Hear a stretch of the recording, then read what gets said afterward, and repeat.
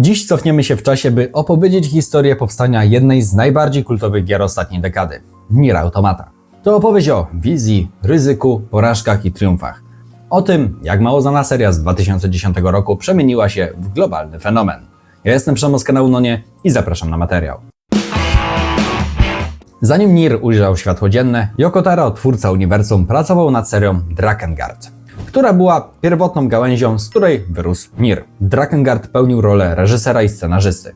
Styl serii mroczny, brutalny, często mocno dramatyczny. Stanowiło coś, co można uznać za pierwotne laboratorium dla jego późniejszych, bardziej filozoficznych i emocjonalnych projektów. W toku prac nad Drakengard planowana była kontynuacja. Ta gra ewoluowała przynajmniej częściowo w to, co miało później stać się Nierem. W skrócie, Nier to de facto przekształcenie Drakengarda w spin-offa bądź rozgałęzienie tejże serii. Korzenie Automaty sięgają gry Nier z 2010 roku, stworzonej przez projektanta Yoko Taro we współpracy z wydawcą Square Enix. Mimo że Nier miał wiernych fanów i zbudował specyficzną atmosferę, wersja japońska Replicant i zachodnia Gestalt były różne, a gra nie odniosła spektakularnego komercyjnego sukcesu. Na czym polegały różnice w obu wersjach? W Replicant wcielamy się w młodego mężczyznę, brata Jonah, w Gestalt natomiast protagonistą jest dorosły mężczyzna, ojciec Jonah. Ta zmiana wpływa na to, jak odbieramy relacje i motywacje bohaterów. Ratowanie siostry i ratowanie córki to psychologicznie nieco inna historia, co zmienia ton narracji. Replicant został pierwotnie wydany tylko w Japonii i tylko na konsolę PlayStation 3.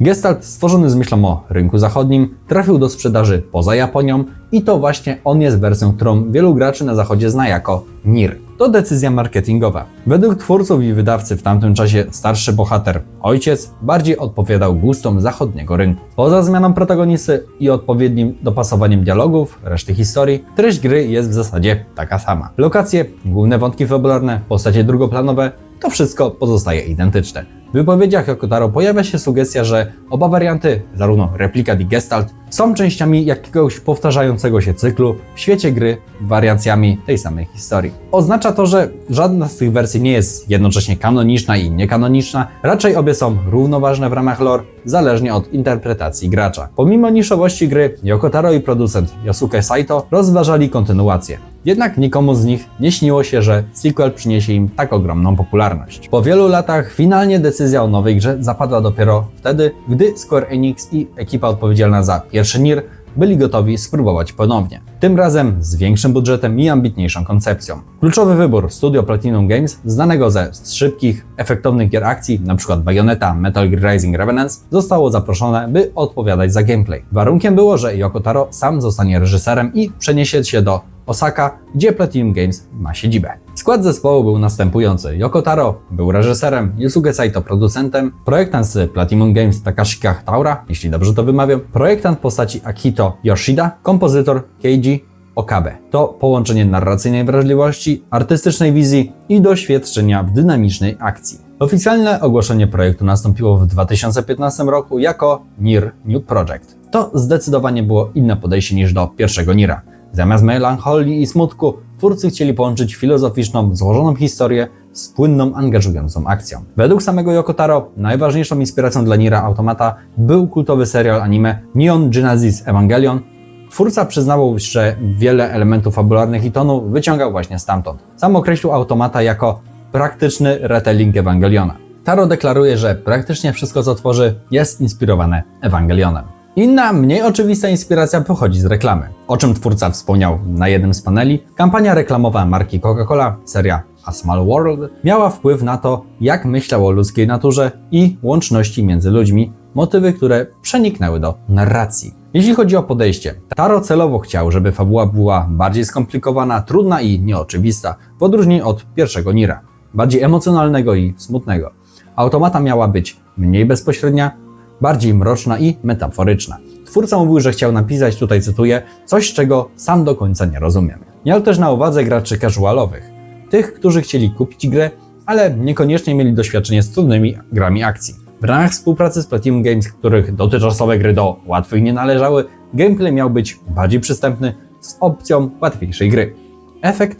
Historia łącząca filozofię, pytanie o istnienie, wojnę, ludzkość, a jednocześnie zręcznościową akcję i dynamiczny system walki to coś, co przyciągnęło bardzo szerokie grono graczy. Pomysł na automata nie był przyjęty od razu z entuzjazmem. Według producenta na początku wiele osób uważało, że gra sprzeda się tylko w 300 000 egzemplarzy globalnie. Mimo sceptycyzmu Yoko Taro zagroził, że odejdzie, jeśli nie dostaną zielonego światła. To on przeforsował projekt i poniekąd postawił wszystko na szali. W trakcie produkcji Yoko Taro podobno był blisko wyrzucenia, miał problemy z dostosowaniem się do codziennych godzin pracy w biurze, co doprowadziło do napięć. Poza tym balans między artystyczną, filozoficzną wizją a grywalnością wymagał kompromisów. Tak aby gra była dostępna również dla mniej doświadczonych graczy, ale jednocześnie nie straciła głębi. Mimo tych trudności utrzymali wizję. Właśnie ta mieszanka wizji i wytrwałości dała nam Nier Automata. Remember your pain, the pain of having your homeland stolen. We will never give up our struggle. We will take back the seas, the skies, the land.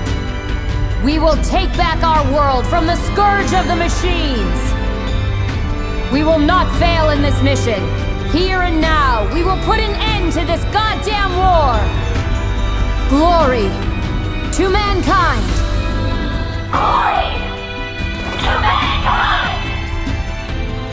Nier Automata zadebiutowała w 2017 roku na PS4, a następnie PC, Xbox One i na innych platformach. Gra okazała się ogromnym sukcesem. Przekroczyła wiele milionów sprzedanych egzemplarzy. Według oficjalnych danych sprzedaż przekroczyła 8 milionów sztuk. Dzięki temu sukcesowi studiu Platinum Games udało się stanąć na nogi po trudnych chwilach. Jak sam współzałożyciel przyznał, Nier Automata uratowało firmę. Z perspektywy fanów i branży tytuł pokazał, że gry z głęboką filozoficzną narracją i wymagającą tematyką mogą być zarówno artystyczne, jak i komercyjne. Że są gracze chcący czegoś więcej niż kolejna strzelanka czy prosty RPG. Dlaczego Automata zadziałała? Przede wszystkim dlatego, że jest ciekawym miksem pomysłów. Fabuła refleksyjna, egzystencjalna, dynamiczna akcja. Dzięki temu gra mogła przyciągnąć graczy od gier AAA i tych, co wolą gry indie.